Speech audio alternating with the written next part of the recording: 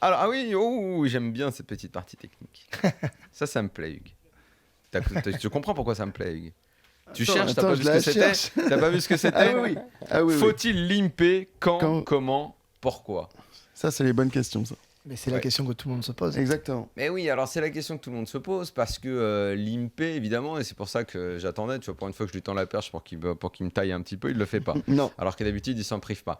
Parce que Harper, moi, limper, j'entends toujours que c'est un peu un geste de faible ou un geste de petit joueur. Alors, est-ce que ceux qui disent ça se la racontent trop et ça n'est pas vrai? Qu'est-ce qu'il faut en penser alors?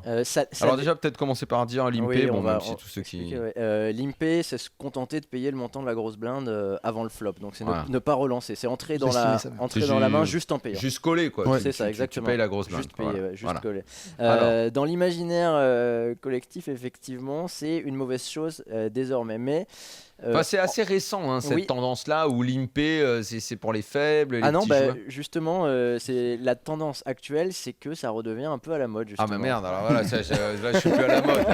Merde, pendant 2 ans, à chaque fois que je limpais, du coup, on ne peut pas limper. Limite, je prenais les idées. Non, on va entrer dans les détails parce que c'est pas si évident. Donc effectivement, le limp de base, on le proscrit pour des raisons. Il faut être l'agresseur d'une main, il faut être la personne qui a l'initiative. Maintenant, il y a quand même quelques cas où effectivement, limper, ça peut être bien. Pourquoi ? Parce que maintenant, on a des joueurs qui arrivent à nous exploiter. Par exemple, quand on a un tapis entre 20 et 30 blindes en tournoi. Et quand on relance, on se fait très souvent sur-relancer derrière. Ça nous est tous arrivé. On a une main, par exemple, un valet 10 de la même couleur qu'on a très envie de jouer, donc on relance.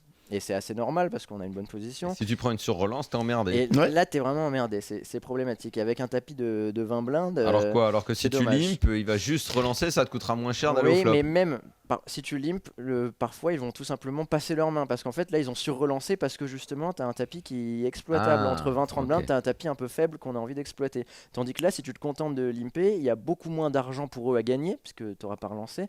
Et donc, ils vont peut-être pas s'embêter à jouer cette main. Ils vont parfois tout simplement passer.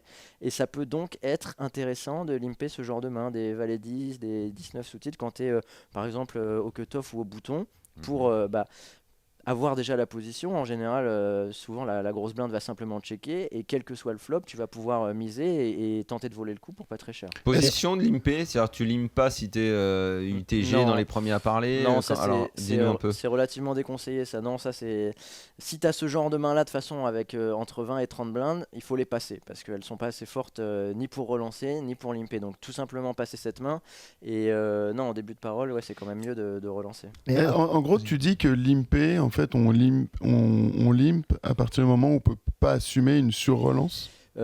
Exactement, mais après c'est comme tout si on le fait avec des C9, c'est bien de temps en temps de le faire avec 2 As, 2 Rois pour piéger.